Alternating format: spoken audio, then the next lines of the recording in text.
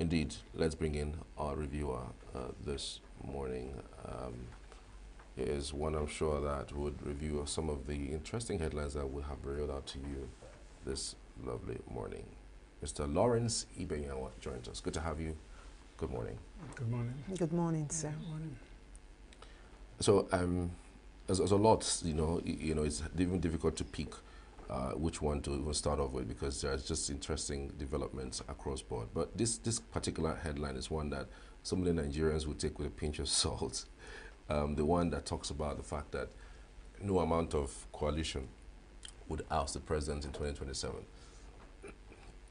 What's your take on that? I don't differ much from that. And knowing the president in power, there must be a formidable coalition that can oustage President Bola Tinubu.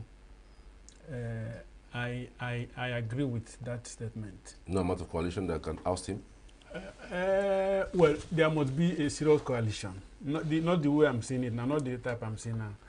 The point is that, sadly enough, this country is drifting.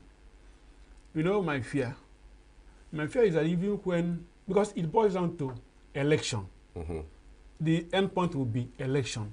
Yeah. How credible would the election be? If you can form all the coalition, and at the end of the day, the umpires will give you something that is not what should be. So that is my fear. And we've seen how the judiciary has been doing their job in the last few months or years, So even when you say, that's my fear really, there may be a formidable coalition. People may even line behind them and vote. How will it come out? That's my fear. I'm not saying that unless there's a coalition that will be able to topple and influence what happened in the judiciary. I mean, that's actually my fear. Not that people will not line up and say, "Oh, we are suffering," or "Let us join their coalition," and vote for the coalition. But at the end of the day, how will it pan out? Let me put it that way. But again, these are the same things that were said in 2014, Yeah. before the coalition ousted the PDP. We had a coalition in 2014 where factions of different parties came together, and then they formed APC that ousted. We don't have too many Gulu Jonathans in this world. What do you mean by that? We do not have too And many the of them. incumbent president is certainly not in his talk in any way. They are the direct opposites. He's a Jagaban for a reason. Good. So that is, you know that some people are the people who have skinned, people were almost killing Jonathan for doing what he did. You know what happened even when the results were being called? The minister almost, say it will not happen. He did it on his own, not without consulting anybody. It's a personal decision that he took. Not many Nigerians would do that. Not many Nigerians would do that. I'm just thinking to myself, why do you think that a Jagaban cannot lose an election? You are getting us wrong. At least I haven't got on my side. I haven't got on my side. I mean, He's talking about credibility of elections. If our elections are anything to go by, Charles, certainly it may work against him. Charles, But just coalition, Allah is saying that coalition will not work. In this country, there was this one former INEC commissioner in Cross River State, Igini. Barrister Igini, he came out before the election and said he was warning politicians, you people have not read the Electoral Act. You people have not read the Electoral Act. So many things are going to impact negatively the way you people are going. He especially mentioned, I mentioned it a few days ago, he especially mentioned that nobody who is contesting for two positions, like we remember that I said it before, the Senate president that we have today, he's not supposed to be in the Senate because he was contesting for the presidency. And when he lost, he went and grabbed the senatorial seat. It is unconstitutional. And he is there. The same thing with Lawan, the former Senate president. He is there. It is clearly, in fact, and the court declared them that they are not fit to until they go to the Supreme Court. And they rule that they are senators and they are in the Senate. So these are things that give me concern. Not when if we are practicing constitutional democracy the way it should be practiced, I won't have any fear. If people come out and vote against somebody and the person loses, no problem. But not when there are clear indications that what is happening now is not according to the constitution. So who told you that? Who told you that people may not vote for the coalition and INEC will declare somebody else president and the court will uphold it? How do you see it? Would the coalition now topple the judicial powers of the judiciary? That's the way I'm looking at it. I'm not even looking at even if that the vote will go the other way around. But how will it be declared after the voting has been done? That's the point I'm trying to make. Okay. Now it makes sense. It's not even about the coalition or whoever emerges or whoever is the process that gets to. That's it. And good point, really. All right. Moving on. Customs seized over ₦1 billion undeclared foreign currency. Okay, sorry. Undeclared foreign currency in Kano Airport. What are your thoughts on this law? I don't have any thoughts. So. This money does not belong to anybody. That shows you what is happening in this country. The amount of and people are suffering. Some people find it difficult to eat, but don't be surprised that is from government coffers. Don't be surprised. Of course. Don't be surprised. Of course. Who has $1.1 billion to spend to forget in an airport? I mean, there's something more about this particular headline. It doesn't add up. Undeclared intercepts. How did they intercept it? Is it that the money was moving and they stopped it? Because somebody must have that for every item that passes through the airport to anywhere, whether you're using cargo or whatever, there must be where it's coming from, who authorized it, who checked it in. So from that point, they should be able to tell. It means it was not checked in now. If money could be swallowed by some animals, you never can tell if money has suddenly developed legs. He felt he was being caught and he dropped it somewhere. It's not. It could have been declared now. But that's a whole lot of money. And it doesn't belong to the person who was carrying it. If it belonged to the person genuinely, he wouldn't leave it. Doesn't have the amount of money. It doesn't belong to the person. It's just a conduit. It was being used to move it out. That's what it is. Actually. All right. To some other development, I don't know if you're following these tax reforms that the House of Reps have, gotten into. I don't know if you've seen the proposal. I have not seen the details of the proposal. Okay. The bit I saw is the 7.5, return the 7.5 of VAT. Yes. Really, my take is that it's good that they are not taking what was sent to them, hook, line, and sinker. Let there be dialogue, let there be collaboration, let there be, and I think there was a policy hearing on that. That is the way to go. Yes. So I believe that what they have come out with must be a hybrid of what was brought to them. I mean, it must be an improved version of what was brought, or at least has a participation aspect of what was brought to them. Now, there are people who have made inputs. I get those inputs were factored into what the House eventually passed.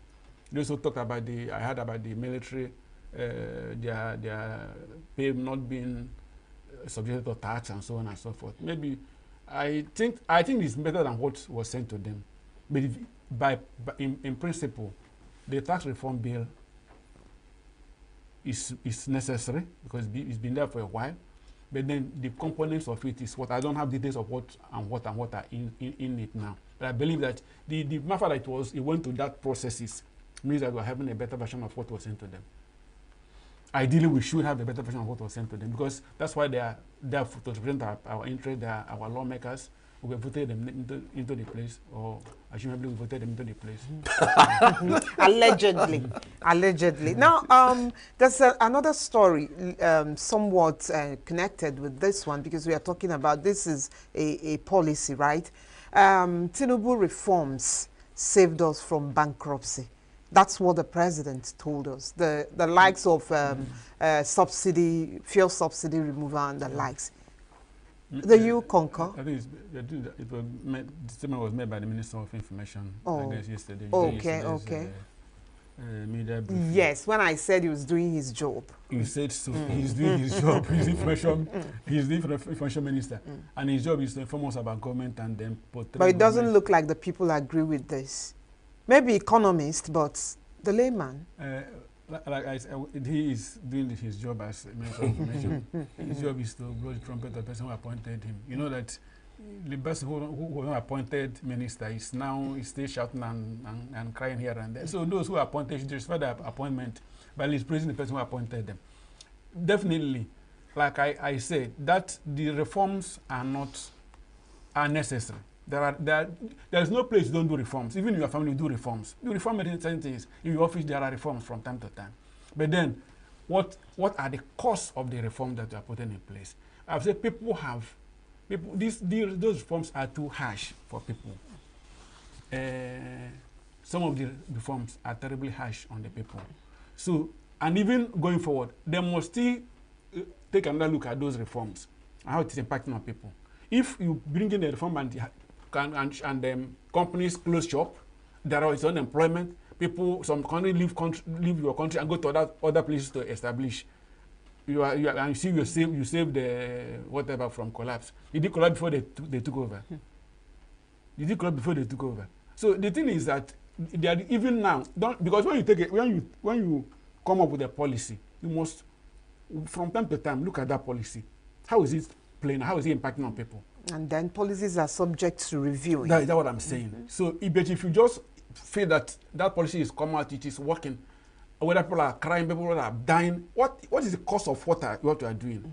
There must be the cost implication of those reforms, and then cost benefit analysis before you can say it is working. I'm not saying it is not working. At least the price of fuel is dropping gradually, but that to me that is not the drop yet. That's what we're 50 naira there, 100 naira there. When we're celebrating the Dangote coming on stream, we're thinking that by now we should buy fuel at 300 naira or 400 naira. Yeah. Well, I mean, we bought fuel at 1.4 at some point. Today it's 8.30, 8.20. That's why I bought that. I bought that 250 at one point. I bought that 25 naira at one point. I bought that for 7. They're all points. Yeah, but, well, again, the minister saying that, look, given that we have, been saved from bankruptcy, might be true. Beyond the fact that he's doing his job. Before now, our debt to income ratio was so bad. We're talking about 97%. If we had continued on that trajectory, I'm not sure that by now, anyone will be giving us monies. We've borrowed from African Development Bank, we've borrowed from IMF, we've borrowed from World Bank, and some of these organizations look at what you are doing. There's no way that Nigeria would have been able to pay back. And the reasons why they're even giving us loans is because they have seen that they've done some reforms that would enable us to be able to pay back. So beyond him doing just his job, I said so. I said the reforms are done everywhere. I'm not against reforms. I'm not saying there are aspects of reforms that could be tinkered with to reduce the pains of people. If you are doing reforms and people are dying every day, people are not going to bed hungry. How welfarist is that? Are there those reforms? That's the point I'm trying to make. But okay, our debt overhang is it higher or lower now? Well, it's higher, but we have the ability to pay. Good. So that's another point. There's a difference. You could be in debt and have the ability to pay, and then be in debt and not even have a hope of paying because of what you are doing. I have made my point on this matter. I've made my point. There are pains. Let us look at those pains, very painful aspects, and go. I'm not saying we should not do reforms. We are seeing the reforms. Anyway, let's go on. Okay, on the issue of Obasanjo and the federal government, I don't know what you think about the coastal roads between Calabar and Lagos. So many persons says it's humongous, it's bogus, it's again the reform we're talking about. That's not a reform. I'm coming. It's a reform project. Look at the country that we are in now. Is that a major priority for this country at this time? That's just a question. Is it a major? What is it? If we don't do it now, what will happen? The poor sector is not yet fixed. We are still talking about 5,000 that collapses here after every other day. There are basic things. People are hungry. How many health institutions are working fine in this country? Education sector. There are more basic things that we can do than doing coastal whatever. I'm not saying it, but there are times that you can do doing the wrong thing at the wrong, doing the right thing at the wrong time. It's good to have coastal projects every part of the country. Good, but then let us set our priorities right. That's the way I look at it. And then Obasanjo is now talking about the corruption aspect of it. He has the numbers. He's been in office, and he has the history of that project. He's talking about corruption that is in it. So is that how to do reform? Do something reform with corruption? So I don't know. There's no project that is bad though, but you look at the quantum of finances you have, you look at the issues you have in the country, the problems, and set your priorities right. I think that that project is driven more by those involved in the execution of the project. I think it is more driven by who are doing it, what are coming to them, are coming to those who gave it to them. That's the way I look at it. Absolutely. I want to say a very big thank you to Mr. Lawrence Ibenyewo for his inputs and insights into the newspaper headlines and reviews this morning. Thank you once again. We truly appreciate it. Thank you very much. All right. We're back shortly after this, so stay with us.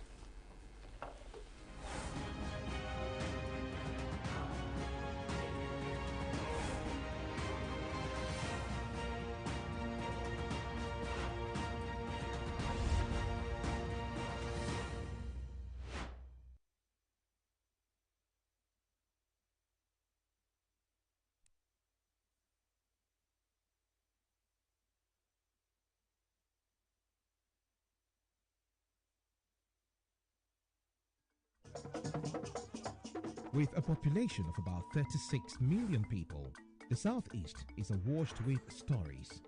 Every day on Southeast News, we tell the peculiar story of the Southeast and her people. Our Southeast should be the Silicon Valley of Nigeria. Their successes, achievements, and daily challenges.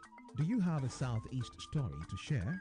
Community achievements and challenges, completed and uncompleted projects, bad roads, water scarcity, erosion, flooding, insecurity, or even disagreements? Bring it on to Southeast News. On Southeast News, no story is too big or too small. Southeast News. Let's tell our story. Showing on Signature TV every weekday at 4 p.m. WAT, 1600 hours GMT.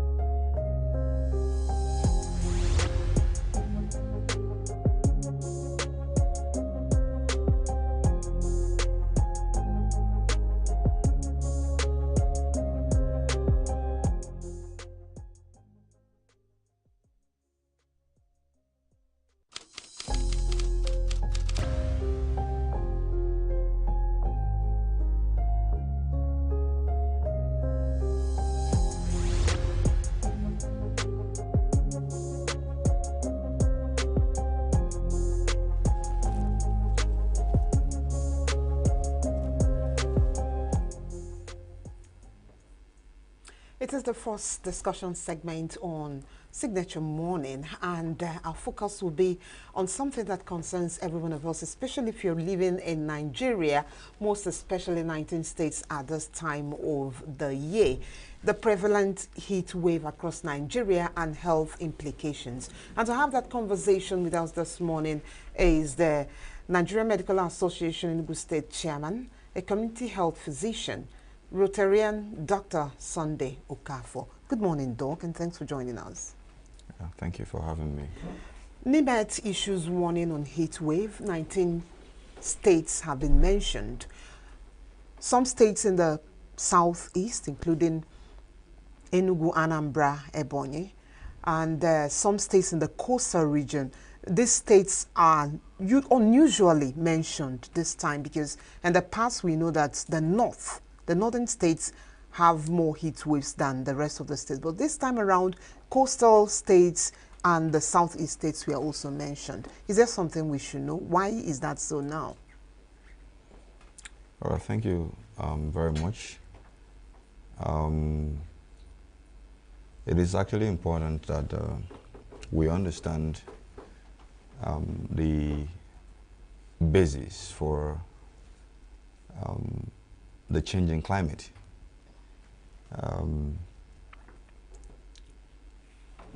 It's just all about pollution in the air. And then the reason why it appears there is this unusual trend, you also trace it back to activities of man, mainly. Okay? Those activities of man, urbanization, deforestation, and industrial activities. So you have more of these things around this region, the southeast, the south-south, in the coastal region, where you have a lot of gas flaring, a lot of mining activities, a lot of deforestations in a bid to urbanize. So it is not scientifically unusual to actually have this trend, so to say. Now, at this time, I don't know who should be more precautious. Are there people who are more prone to be attacked by this situation? You know, you are dressed on suits. It means you are not scared of the situation. Oh, yes. You are talking about ways of addressing the what we call the effects of extreme temperature. This time around, extreme high temperature, because when you talk about extreme temperature, you can actually have also extreme cold temperature. So I am on my suit because I'm just coming from inside of my car that is air conditioned. Okay? And one of the things that we talk about when we try to look at preventing the effects of extreme high temperature heat is trying to get people less exposed to those extreme temperature. Those that are working should be able to do what? Have short durations within that environment, very hot environment. Okay? You should quickly cool those who actually feel hot. Cooling means taking water, cold water, replacing electrolytes and salt, because by the time we look at the health effects of extreme high temperature, as the heat waves, that's a whole range of it. You talk about those issues pertaining the heat rashes, that's what they call heat cramps, also called heat syncope, heat exhaustion, and heat stroke, which is the severest of them. Okay? There is something called heat stroke? Of course, of course. But so by the time we look at the effects let's just talk about how it presents, so that someone will be aware already how, when the person is attacked by heat stroke. All right. You see,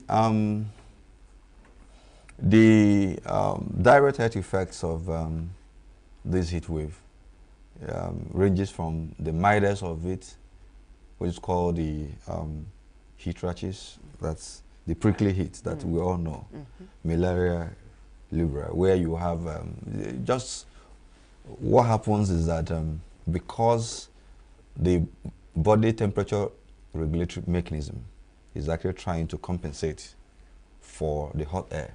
So by doing that, he wants to quickly cool the body, the surface of the body, by sweating. So excessive production of the sweat will clog the sweat glands. And when they do that, they form those rashes. That's just it, okay? So which could actually be sometimes painful, okay, and itchy. So usually with the application of mostly calamine lotion, okay, and then just to soothe it. Yes, no, yeah, it goes, okay, and then antihistamines like the loratadine, cetirizine, and all that, peritone, that will actually help to reduce the itching because over time the rash will go, but the complications of you making an attempt to itch, that is scratch, the itching and all that, may transform what could have actually been a simple rash that would have healed to something more complex or complicated, okay? So that is actually the simplest of it. So with that, you are good to go. But if you continue to expose this person, okay, to longer duration of extreme temperature, the person can actually come down with the next stroke of it, which is what we call the heat cramp. Have you ever actually been walking in extreme temperature, hot air, and and then you begin to feel some form of tetany on your feet? What's that? Feet, like contractions. Okay. You feel, someone feel like as if the feet are contracting, and all that. Is it and the different person from wants what we call muscle pull in the layman parlance? Not necessarily muscle pull, not necessarily, but it's something like that. Yes, it's something like that. Muscle pulls are sustained form of this contraction. Okay. You're saying this is connected with heat oh yes. stress? Oh yes. Oh yes. What happens is that when you are exposed to that, you begin to sweat a lot, right? Which is what usually happens when you go out there in the market and where people are actually working in industries and all that. People are sweating a lot, even in their homes, when they are not well educated in terms of trying to provide enough ventilation and all that. So they sweat a lot. So when you sweat, you lose what we call electrolytes, salts. Okay? Losing all those things affects there are so many body mechanisms, as well called the calcium channel and other channels through which the muscles actually contract and all that. Okay? So deficiency, lack of that, will begin to actually give you those symptoms. Okay? So sometimes you might even have it in the abdomen, especially in children. Sometimes they say that, their abdomen, their tummy is actually contracting and all that. You don't know that the child is actually passing through heat stress, heat-related illnesses or disorders. Okay? So what do? Quickly cool the individual. Okay?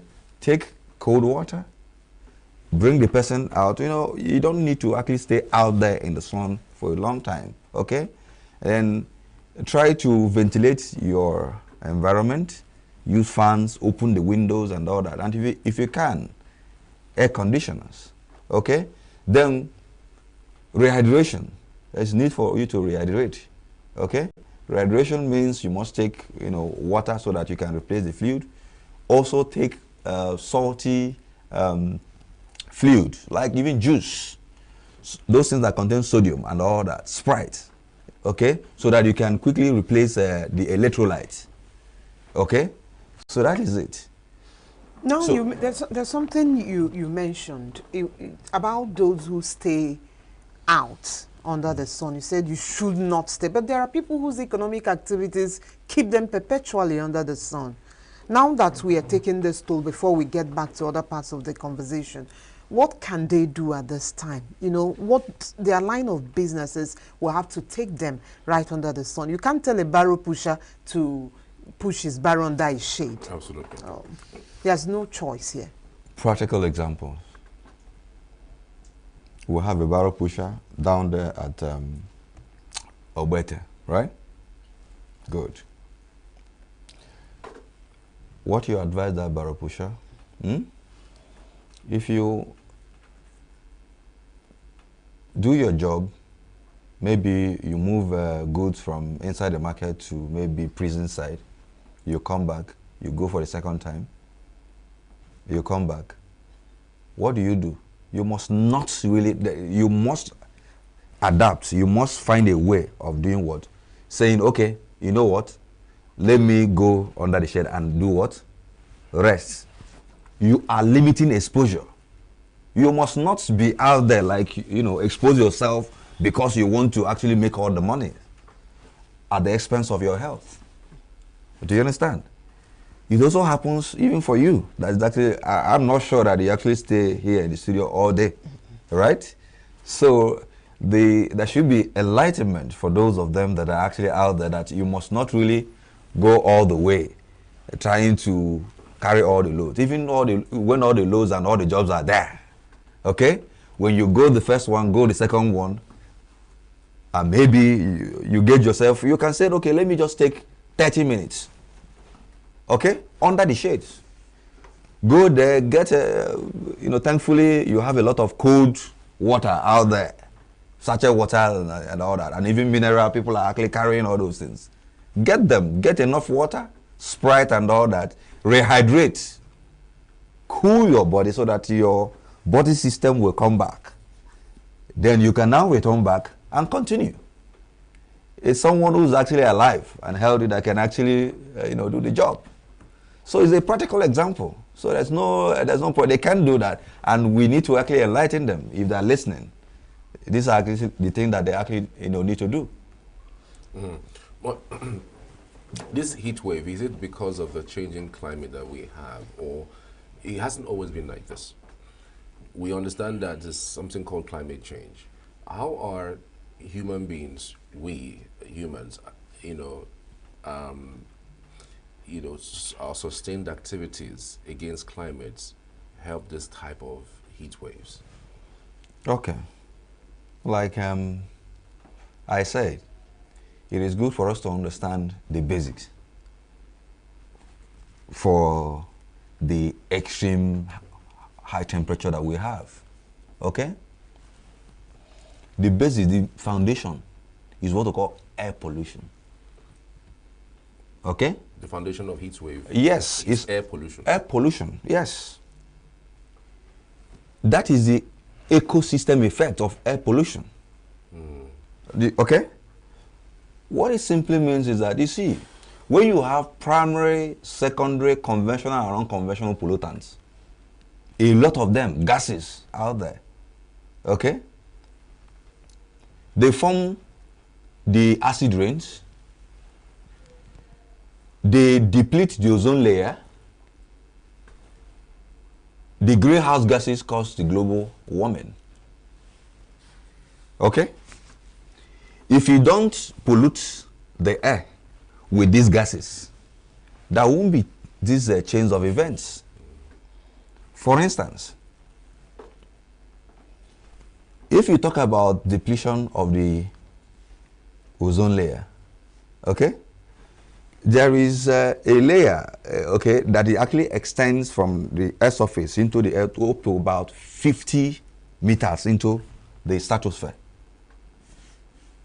Now, if you have some gases that we know released from mining activities, gas flaring, deforestation, okay? You remember, when some of us were in our secondary schools, we used to hear about photosynthesis, right? When you have the trees, the grasses and all that, they trap carbon dioxide and do what? Release oxygen. That is photosynthesis. What we need more on the Earth's surface is more of what? Oxygen. Carbon dioxide are actually those that will actually, is a greenhouse gas. Okay? You have these issues about water vapor and the rest of them. They are greenhouse gases. Now, most of the activities that are actually generated from all these paint industries, petrochemical industries, even our domestic activities like fumigation, okay, use of pesticides and all that, it generates a lot of chlorine product and bromine product that depletes the ozone layer. And when that happens, that protective shade that we actually have will be depleted, and the UV rays from the sun will come directly on the Earth's surface. So the intensity of the sun will be more. High temperature. And that's why we're experiencing what we're experiencing. Of course. Okay? Now, for the global warming, in terms of the greenhouse effect, what happens is that, you see, when the sun actually comes, it is supposed to be reflected back. There should be an allowance for dissipation of the heat when it lands the Earth's surface. Okay? But these gases we've actually mentioned, like carbon dioxide and the rest of them, and water vapor, will form like a screen blanket, a greenhouse blanket, preventing the dissipation of the heat that hits the Earth. Do you understand now? So what it means is that heat is now trapped, okay, on the Earth's surface. And once that happens, it begins to do what? Warm the Earth, extreme heat, heat waves, and it has a whole lot of, beyond even human, effects. It has a lot of environmental effect, including, because this heat will go and actually melts the polar ice caps, release so much water in the oceans, and you have things like flooding. Okay, Naimed, just not only, they will not talk about only what's it called, the heat waves. They also tell you about what flooding. It comes with flooding. And all that. Thank you. All right. Let's get back to the medical sector where you belong. Currently, we are battling cholera. And yes, I heard something about diphtheria in Lagos State. I don't know if it has escalated to some other state. The truth is that we have not so strong. I don't know if it is okay to use collapsing health sector or burdened health sector. So now, how can the government come in right now? I want to believe it's not so late to, find out what to do so as not to allow this to develop into a health emergency. You talked about heat stroke and I got scared. So how can we prevent people from being admitted? Yes, from landing in the hospital because of heat. Okay.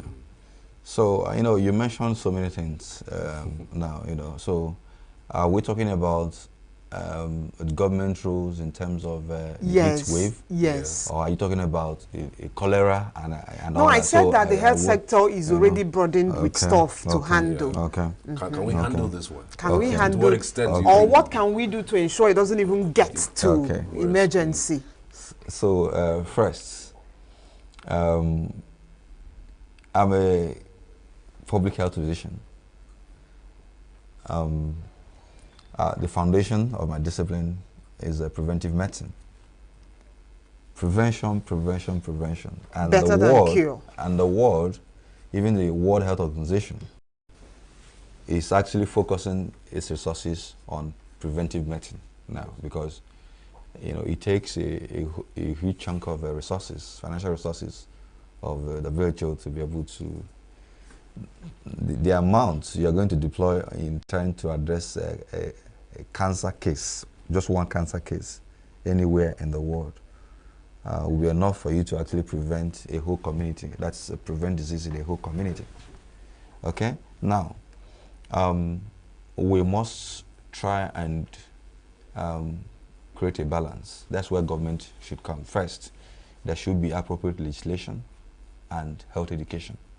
Now, okay, talk about this health education. Whose Yeah. duty is it to disseminate information? You talked about creating awareness and all Yeah. of those.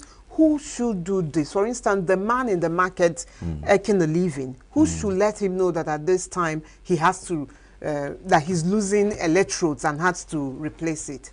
He doesn't know this thing. Good. You know, you are talking about now personal health education in terms of the personal health.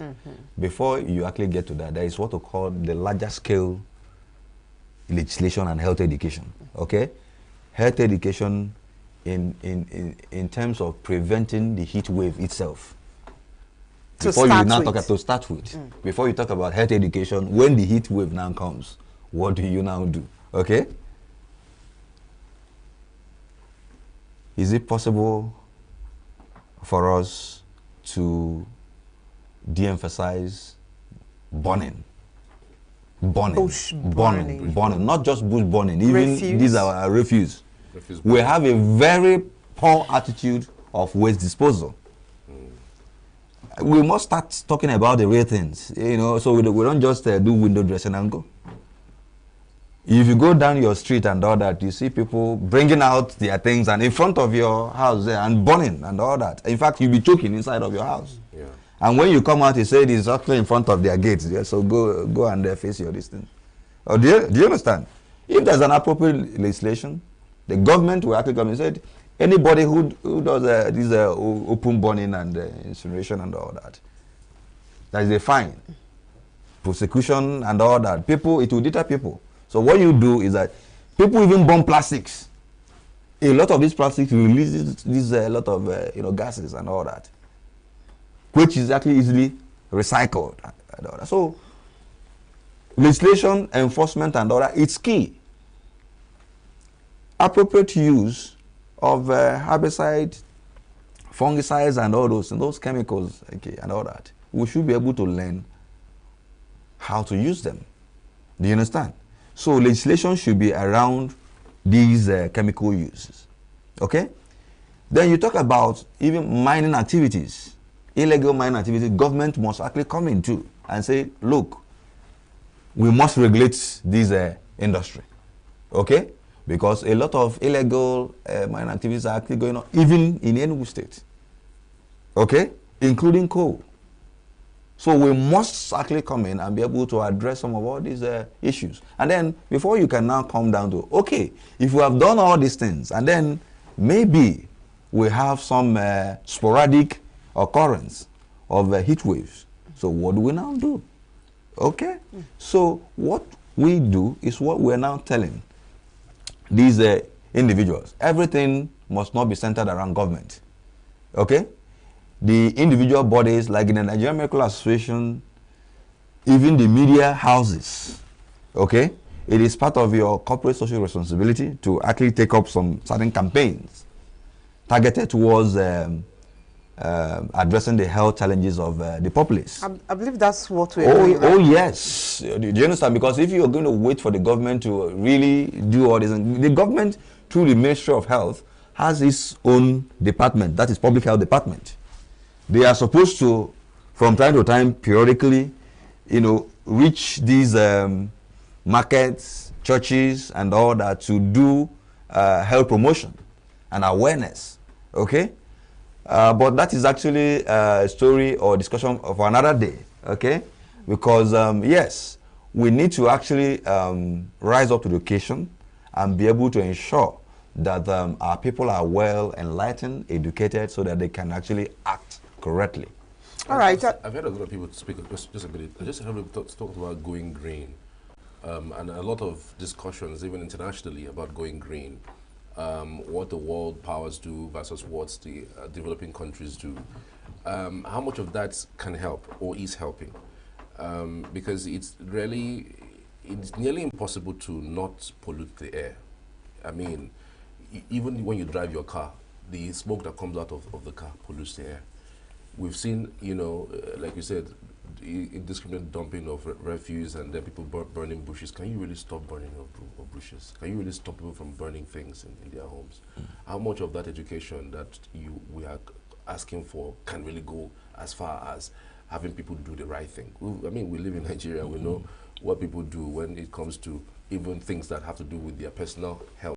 They don't take it seriously. They don't talk of, you know, stopping them from doing other What things. affects everyone else. What affects everyone else. So how much of that do you think plays any role in improving what we do? Yeah, you cannot completely take away human activities. I mean, the world will keep evolving, okay? Technology will continue coming, industrializations and all that. But around this is what we call minimization of these activities, creating a balance. In fact, the world has even gone ahead of us. There's what we call carbon currency. Have you heard about that? The carbon currency, yeah.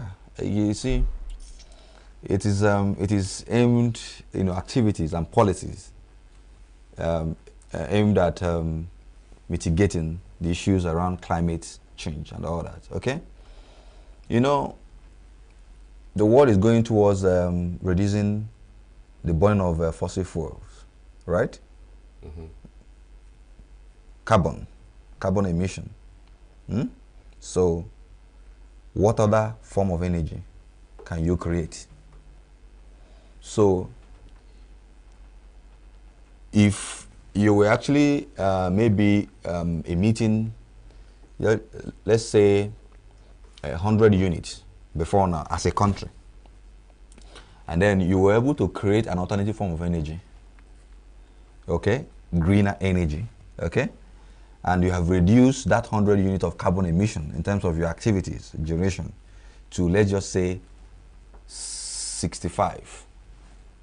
What it means is that 35% of your energy use has been channeled or converted from, you know, carbon to other alternatives that are greener. Okay? You will be paid. Yes. There's a unit. So each of them has its unit. And each of those units has some dollar equivalent. Charles, I thought you were going to ask him who. Do you understand? I know. So that I Yes, can I key think in he's right coming, away. he's coming to that. Yeah. Okay. Yes. So the United Nations actually has this committee on that. Okay? That actually computes how much of this you've actually earned. And you are paid. Wow. Yes. And you know, countries are really Keen that's it. why you are seeing even these cars, electric cars, okay? CNG. Energy generation, you know, people are now going even these wind, you know, Power. yes, okay, and all that, okay. So these are actually some of the policies and global efforts towards the minimization of release of carbons, because at the foundation of this thing is just release of so much carbons and carbon-related, you know, gases and all that. So we can really minimize these activities. We can always strike a balance between some of all these highly hazardous gases in terms of their production, and also those that will actually give us greener releases. Mind you, we talked about issues pertaining photosynthesis. That's why you are talking about you know, going green and all that. The essence of going green is that you can enhance photosynthetic activities. Too many carbon dioxide in the air. We want the plants and the grasses to actually pick them and release more of what? Oxygen. If you go down there in the villages where you have a lot of bushes and grasses and all that, you have more air. Sometimes when you return back to your village during, you know, festivities or something like that, you just tell yourself, man, I have not received this kind of air in a very long while. Right? Yes. So, but here in townships and all that, you have a lot of, in fact, in the name of urbanization, development, a lot of plants and trees and all that are being felled And then, I mean, it has its own consequences, and that's what we are dealing with. Okay, now, away from all of this, we are in the situation right now. What are the precautions, the safety precautions one can take to ensure that they don't get dehydrated with the increase in the extreme heat and emission from the sun, the attack? Okay. What are those safety precautions? Okay. All right, so number one, limit exposure. How do you limit exposure? If you don't have to go out, don't, right? If you don't have to, if it's not necessary, stay at home, stay under the shade. There are some outings that are unnecessary. People just want to just go out and all that. Okay? So limit exposure. If you must go out, try as much as possible to be under the shades as much as possible. All right? If you're waiting for someone, you don't necessarily need to actually stand out there in the sun because you are waiting for someone, looking at your time and all that, and then you are sweating. Okay? Where you can actually, the first thing that will actually come to your mind, please, where can I have a shade and all that? That consciousness must be there. Do you understand? So, all these things I've been talking about is limiting exposure. That is to start with. Okay? Can you have actually access to cool environment, fans and all that, where is it? As much as possible where you can do that, do. Right? That's number one. Two, please, if you are going out, ensure you have your flasks, water bottles and all that. Okay? So if you have cold water at home, you take it. While out there, get sachet water or bottled water as the case may be. That's actually cold. Pour it inside of the sun and keep rehydrating. As you are sweating, there's a need for you to do what? Rehydrate yourself. All right? If you can, get a bottle of Sprite or Schweppes and what have you. It contains some sodium and the rest of them. If you look at the the content, the ingredients, okay, active ingredients in all those things. So that way, you can quickly replenish or replace some of the electrolytes, the sodiums and all that, you are losing without you knowing, all right? So can you actually blow some air? Fanning, okay? Some of all these electric fans or, rechargeable fans that you women carry, this is where it's going to be Men very can also handy. carry them. Men can also carry it. That's what we're actually trying to say now. So it's no longer a thing of a feminine thing or something like that. It is a survival strategy, okay? So when you see a man carrying a hand fan and all that, you shouldn't say, what's this guy is feminine or that. Every man out there should be able to actually get one and do that. If you can't actually afford one, please, you can afford the hand one, the handmade one. That's the ones that are actually foldable, right? So you can fold it. Nobody knows, that's actually fine. So you can open it and then blow some air for yourself, okay? So that's that. Then we can always minimize long standing, okay? Standing for long, because Even under the shade now? Yeah. I mean under that sun. Okay. Yes, because one of the health effects is actually hypotension. That is low blood pressure. The effects of Too much heat. Yes. By the time low blood pressure, yes. Wow. Yes. Yeah. One of the things, one of the causes of hypotension, low blood pressure, is the heat wave. That is the heat syncope, heat stroke. Wow. By the time you get to a level whereby you now get to the level of the heat syncope and heat stroke. Have you seen where someone is actually standing out there in the sun or even walking around, all of a sudden the person collapses? Slumps. And after a time with fanning, with cold water, water that's cool, not that cold, Room temperature? damping. No, that's cool water. Okay. Yeah, the water is cool, not cold water. With damping of the waters and all that rehydration, the person suddenly wakes up and all that. Okay? Heat syncope. There could be loss of consciousness. The pulse will be rapid, fast, and weak. You see, because the body is trying to really work so hard to be able to, cope. The blood pressure is low, and what have you. So it is important. So when you are actually standing for that long with hypotension, what happens? The body is a mechanism, it's an adaptive mechanism. There's likelihood that you're going to do what? Fall, slump, because of the dissociation, okay? Because of the hypotension, the low blood pressure. So it's important that we understand some of all these things, take effect. And also, what you wear matters too, okay? We talked about it when we actually, started. Loose, permeable clothing is recommended highly, okay?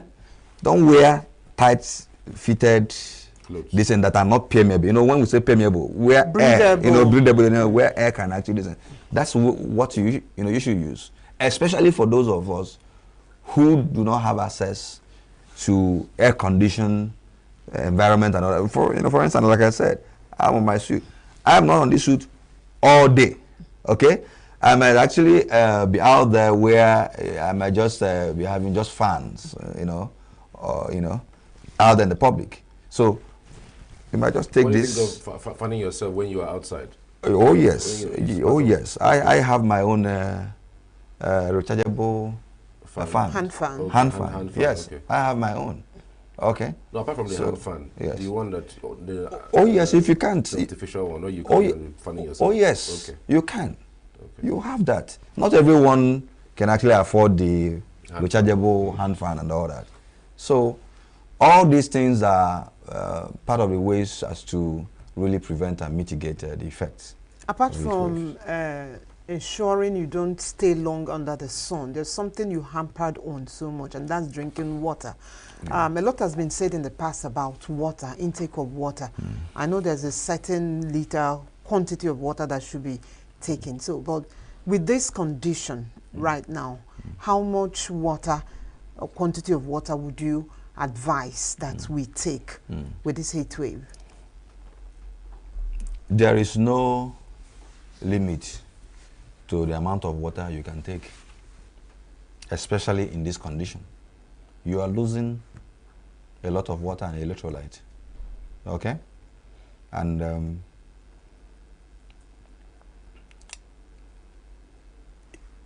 from morning, by the time you are leaving or even you are home, till evening, okay? It is advisable that at least 5 liters of water must be consumed. Okay? At least 5 liters. 5 liters. Yes. Every day. Yes. 5 liters. 5 liters. What constitutes 5 liters? A sachet water is like It's the big ever water is 1.5 liters. Is it 1.5? I Oh, thought yes. it was 3. No. No. It's 1.5. Okay. Right? Okay. Yes, it's 1.5 liters. So what So it you means is take that like that's about 3. like 3 of them. Every day. Yes. It can be more. Oh yes. I'm not sure I take that every day. Oh yes, that is it. Okay? Wow. But you know that depending on your activity and how much heat you are losing. Yeah, For instance, the body has a way of regulating the temperature and water and all that. During rainy season and in cold temperatures, the body want to do what? Push out a lot of water because the body is extremely cold. All right? So that's why you go and pee multiple times, even when you are not actually taking enough water. Yes. Yes. All right? But you will recall that during this heat wave and all those things, you hardly remember when you have gone to pee. All right? but you Because drink the body is trying to conserve the water, and you are losing a lot. Yes. Okay? So, why it is now important for you to take excess of water, enough water, is because of your kidneys. Conserving yourself and being dehydrated is not actually good for your kidneys, because you need to actually get enough volume of enough volume of blood, okay, to your kidneys so that some of the toxic waste can actually be excreted, okay, very freely and very seamlessly by the kidneys. But when you're not doing that, there's tendency for you to retain a lot of waste that would have ordinarily been excreted by the kidneys. Okay, so it is very healthy for the kidneys, it is very healthy for the blood and for the entire system. But in case you're busy and you're not able to quantify the amount of water you take in, you can also be conscious enough to make sure you drink water once you're thirsty. Wouldn't it solve this problem? Oh yes, the way to actually go about some of all these things is just to get water handy. That's all. All right? As soon as you're thirsty, get water, you drink. get water handy. Okay. Develop that habit. That's why I said carry your water bottles and all that. If you can't, for the meal and all, you just have access to your Everwater, Aquavina and all the rest of your Aquarafa. You pay us for advertising. Oh yeah, all of them. They're all table water. So you quickly, ask for it and then gulp one, or gulp half of it and just keep. And when you are leaving, don't do the big boy or big girl because you are leaving there. Please carry your bottled water along, with you because you're going to need it at the next point. Okay, so those are the practicable things we can actually do. Fantastic, really, Doc. You've covered a whole lot for us this morning, and we really appreciate your insightful comments on the show this morning. Beyond this, we know that sometimes these things are beyond the arms and the activities of what the government can do as it stands right now. Individuals have to take responsibility to make sure that they do the needful. Absolutely. So going forward, in your last take on this particular matter, what else can someone do? And what else from the government as well can they also do to contribute to the solutions to this problem? And what else can humans also do to make sure that this heat wave is actually reduced? I really don't know. In comparison with last year, the heat this year is actually more. And there are people who have also said that the rain this year, because of how hot it is, it will be really high this year. So, so these are things that humans are facing because of their lack of awareness to the environment and where they are right now. And we're in March, mid-March already, and the rains are yet to be here. Yeah. While we're actually battling with the, heat waves, I'm even most concerned about the flooding, because I'm now predicting, I'm now trying to project what's going to happen or what might happen. Right? Rainy season. Oh yes, because beyond this, we've talked about it. A lot of the ice at the polar ends of the Earth actually melted, okay? And they are dropping into the oceans and the seas and all that, and the water levels are increasing, okay? So by the time we enter the rainy season and all that, flooding should be expected. Yeah. So the early warning signs should be there. People should be asked to really start making contingency plans already. Okay. Now, the government should actually prioritize activities around climate change. And what are they? Afforestation and reforestation. Okay, we must, take it very, very seriously this time around. And I'm calling on the government of ENUGU State to champion tree planting, afforestation and reforestation projects. Okay, at some locations, it could be satellite towns, at some location around the urban and suburban. Okay? Everywhere must not be built. Landed properties and all those things are like, so to say, oil and gas, maybe in ENUGU and all that. Okay? due to the location, due to the activities, due to, of course, the security and development that the administration of His Excellency Dr. Peter Mba is actually bringing into the state. But then, we must also balance some of all these activities. We must really, before the middle of this year, commence an aggressive afforestation project, that tree planting. It is very, very, very, very critical. Let me shock you. Let me shock you. A lot of our villages that were hitherto rural areas and all those things are being urbanized. Yes. And lands that ordinarily that we could even buy. I remember there's some land that we bought at barely 80,000 naira then. It's in millions now. In the villages. Is that the effect of the Urbanization, yeah, oh yes. And what is actually happening? Those bushes and trees and all those things are going down. And people are building. People are erecting structures. And soon villages will no longer be as chilly as they used to be. Oh yes. And let me tell you, the shocking part of it again is that none of all these persons actually have the consciousness of the climate change activities. How many of them are actually planting trees even in their compound that they want to build all the mansions and all that? None, or very few of them. So what they just do is they use these their interlockings and all those things and cover everywhere and all. Nobody, when they must have fallen all the trees. Do you understand? At least there used to be a time when even when you are building all the castles and all the mansions, there are some ornaments and trees, plantings and all that. So that, I mean, you still have the compound well aerated, cool breeze will come in with it, even with that mansion. But today, we are losing that value, we are losing that insight, we are losing it all. And it is not healthy. It is something that we must quickly reverse, a trend we must quickly reverse, I must say.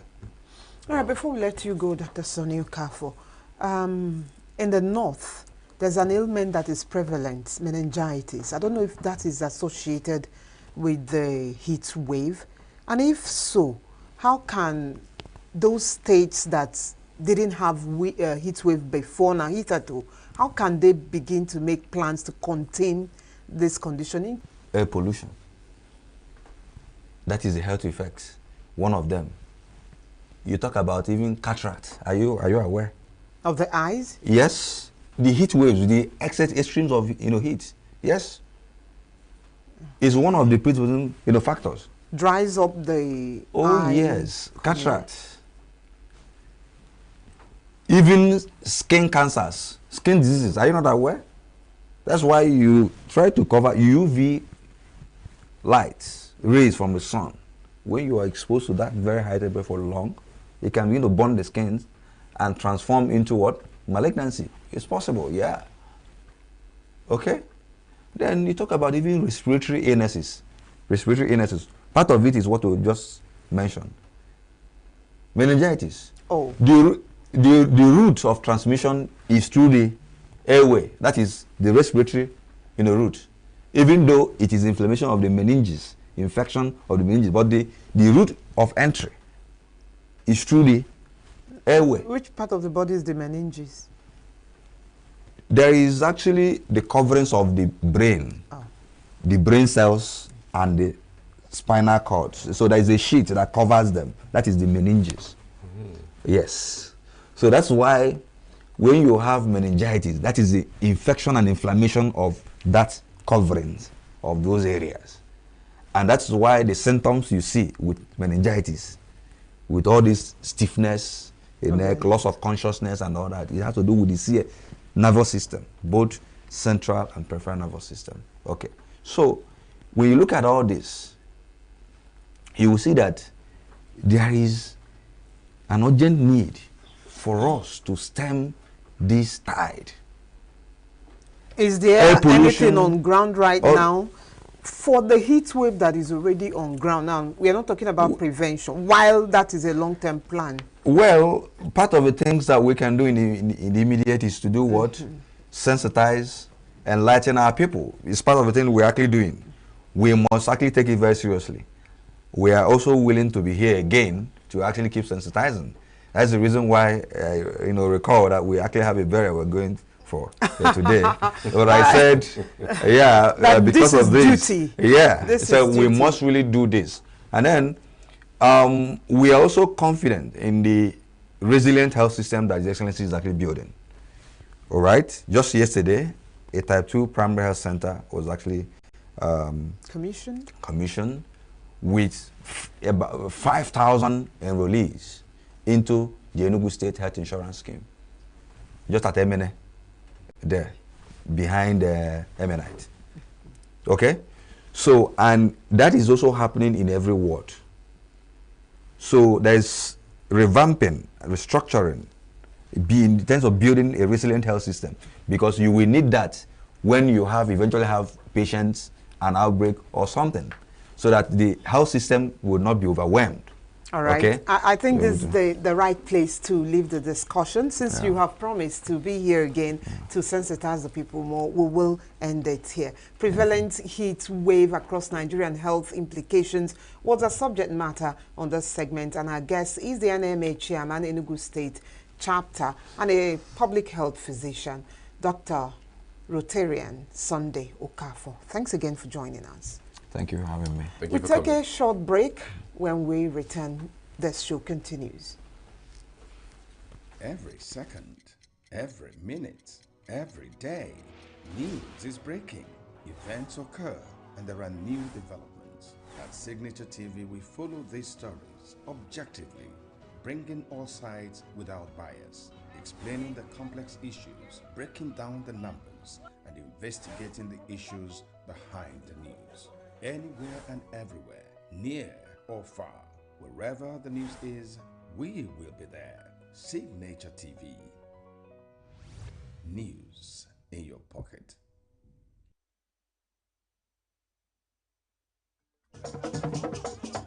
With a population of about 36 million people, the Southeast is awash with stories. Every day on Southeast News, we tell the peculiar story of the Southeast and her people. Our Southeast should be the Silicon Valley of Nigeria. Their successes, achievements, and daily challenges. Do you have a Southeast story to share? Community achievements and challenges. Completed and uncompleted projects. Bad roads, water scarcity, erosion, flooding, insecurity, or even disagreements? Bring it on to Southeast News. On Southeast News, no story is too big or too small. Southeast News. Let's tell our story. Showing on Signature TV every weekday at 4 p.m. WAT, 1600 hours GMT.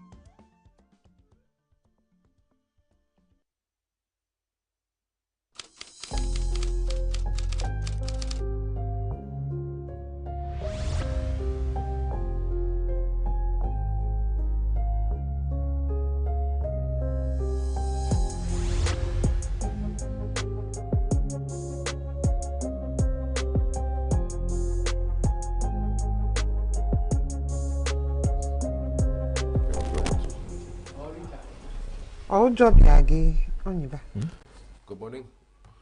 Welcome back. This is the Signature Morning, and we're going straight into the second segment of the discussions here on Signature. Chief Felix Wenza joins us. He'll be talking to us about the hard times and the stress that comes with these hard times, and of course the rest of us. Thank you so much for your time. We truly appreciate you coming here. Thank you. You're welcome. All right.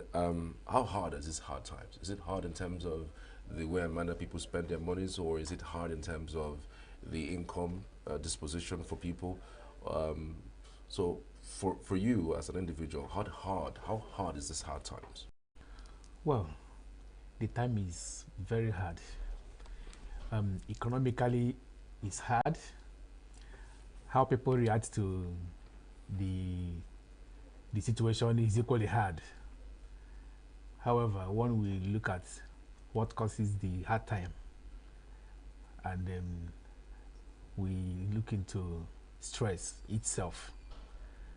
When you're talking of stress, you're talking of response of the body towards a situation or environment. And it has to do with the perception of that stimulus that triggers mental, physical, and emotional reaction to event. And note very well the perception. Some may say that the time is not hard due to the perception. Some will say the time is hard due to the perception. It is this perception that determines whether it is hard or not hard based on individual measurement. But generally speaking, it is hard. This hardness, of course, some people would say has been attributed to this current administration removing fuel subsidy and having fuel prices go up, and then not even commensurating it with minimum wage. And then you also have this minimum wage not even being implemented by so many state governments. And so the expenses that people would basically do would be double the amount, double the times. Some persons, in fact, would say they would prefer to even go back to Buhari days than to remain in these Tinubu days, given what's going on. After Tinubu, they will say they want to go to Tinubu days. Yeah, the removal of oil subsidy or fuel subsidy is not bad. The issue about Nigeria policy is our mental stability.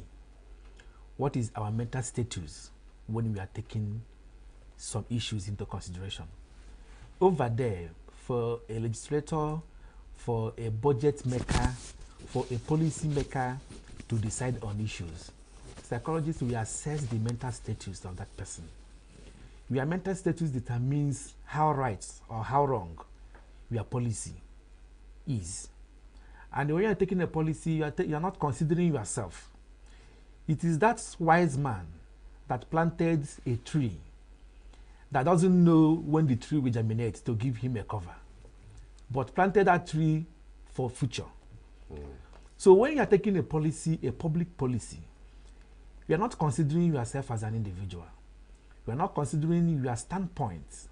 You are considering the masses, the poorest of the poor, the rich, the have and have not, who are going to benefit from this policy. Because the policy is not meant for only an individual. So when we are talking of oil subsidy as the cause of the hard time, to some extent I will say yes, to some extent I will say no. I will say yes to the extent of implementing the policy. Psychologically, when you are introducing something new, you need to orientate people, give them orientation. You see, Nigeria is good, having agencies and parastatals everywhere. But I don't think we are doing it fine to carry out the stipulated responsibility for those agencies.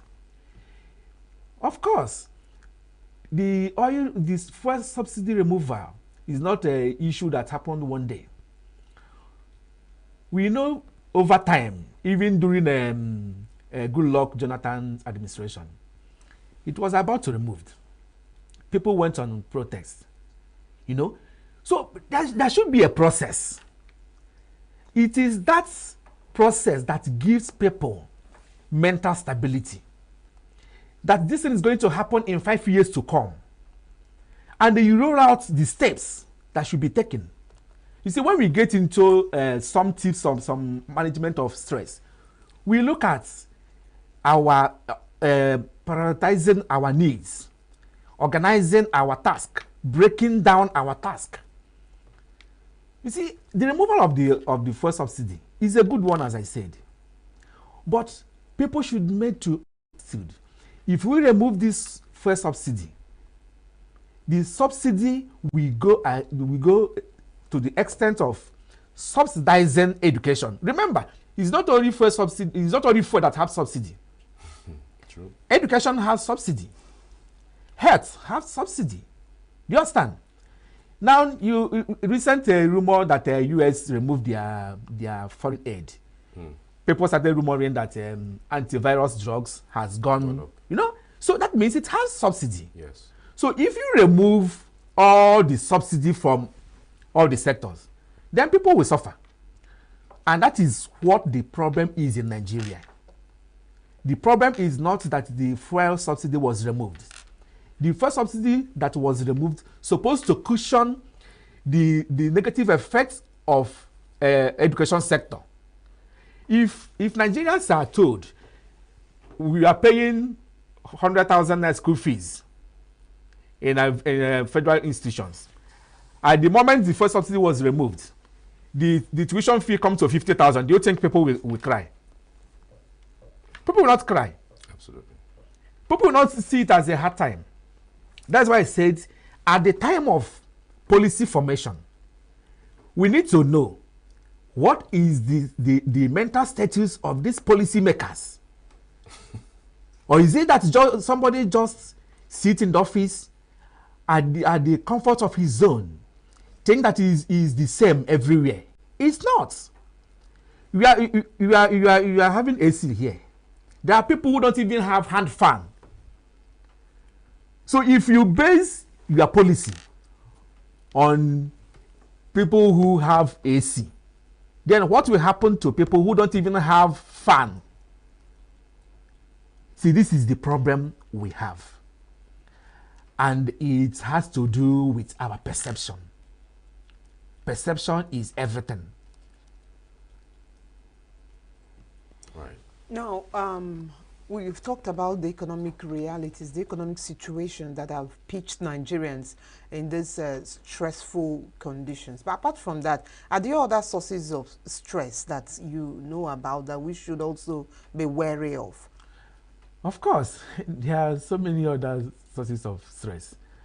Even individual is a source of stress to himself. How is that? Yes. Okay. I have a program by 9:30, and I leave my house by 9:20. I know that I'm having a program by 9:30, but I leave my house by 9:20. Have I not caused stress to myself? You get the point. It is only in Nigeria that I see somebody using convenience and answering phone and eating. Only in Nigeria. Why is it called convenience? You need to relax. Over there, you see newspapers around there. You are reading your newspaper. You take your time. I wonder, sometimes we may mess ourselves up coming from convenience because we are in a haste. So you can find out that not prioritizing our needs, not organizing our next day program is a source of stress. So it's not only economic stress. You are a student, you are having an exam.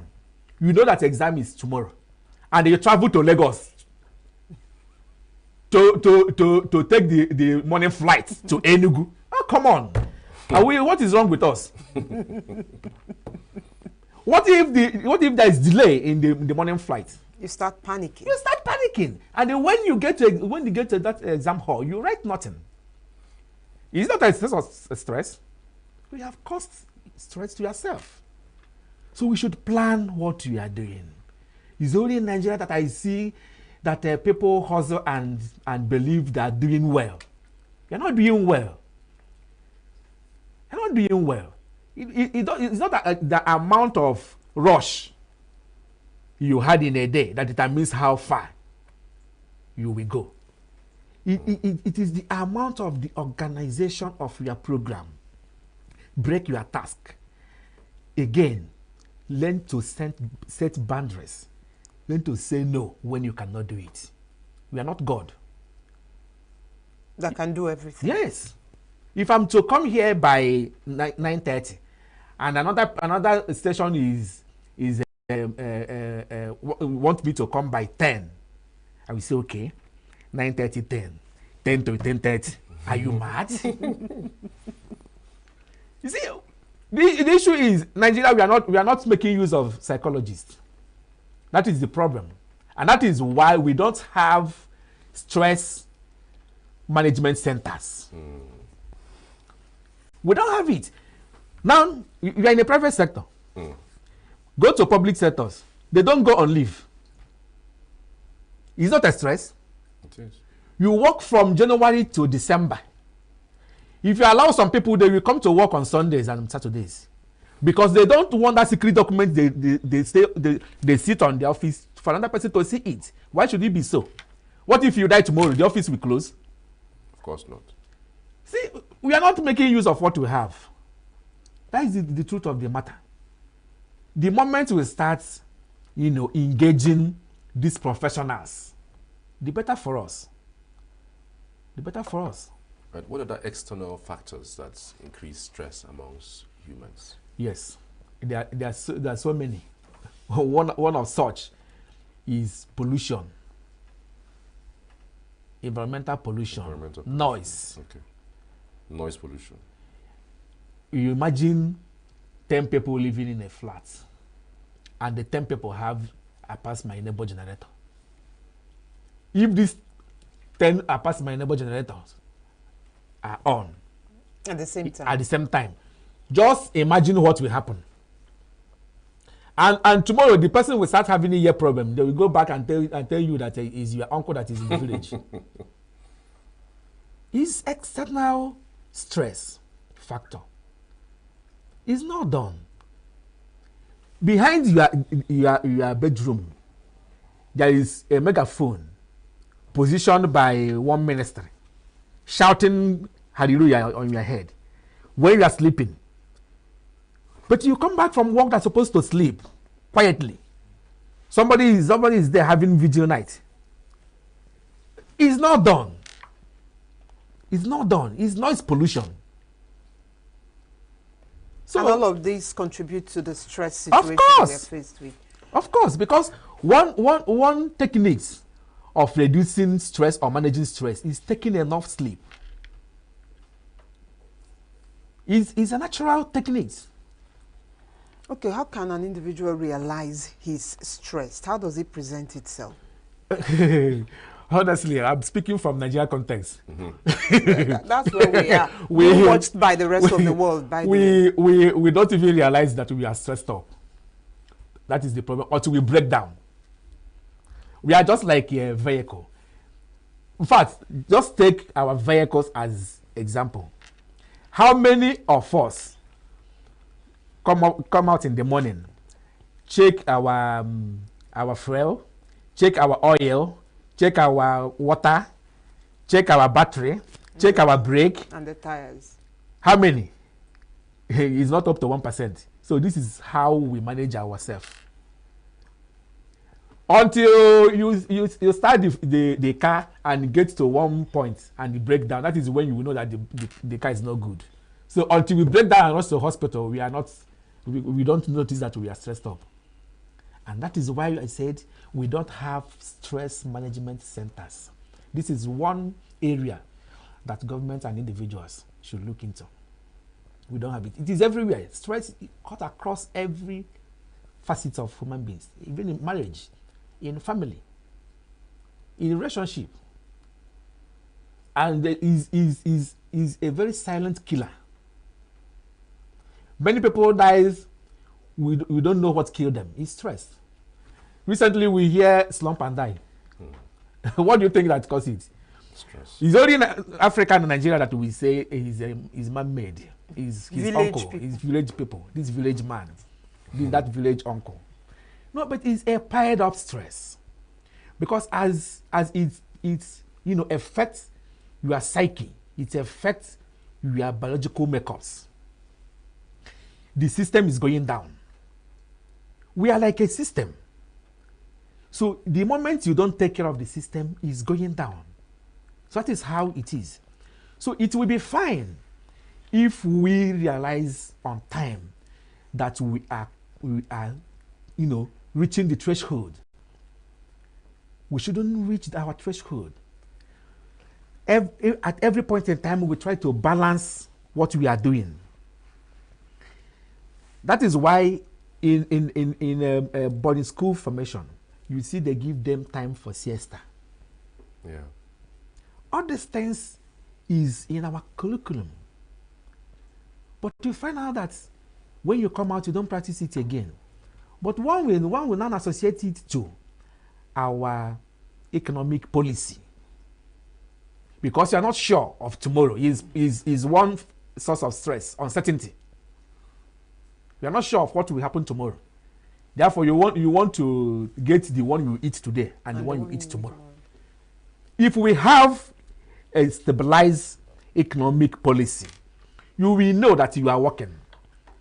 And that you are working, your pay is enough to take you for your life. So why should we be rushing again?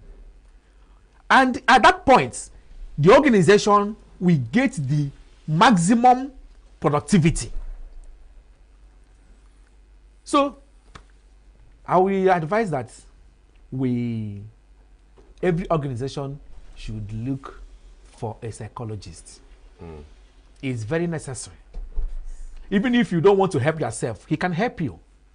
He can tell you, Oga, your time is off. You need to go for lunch. Now, you have said that sleep is a way of helping you relieve stress. Yes. Are there other things that can help one relieve stress? I think after that, I'm going to ask this other follow-up questions that I have. Okay, there are so many of them. One, physical strategies like exercise. Exercise, okay. Like, before now we say balanced diet. But I don't think there is anything called balanced diet now. Quality diet. Quality diet. And again, I said enough sleep. Okay? And also, that's what we called 4-7-8 techniques. 4-7-8 techniques is breathing in. You hold the breathe in for 4 seconds.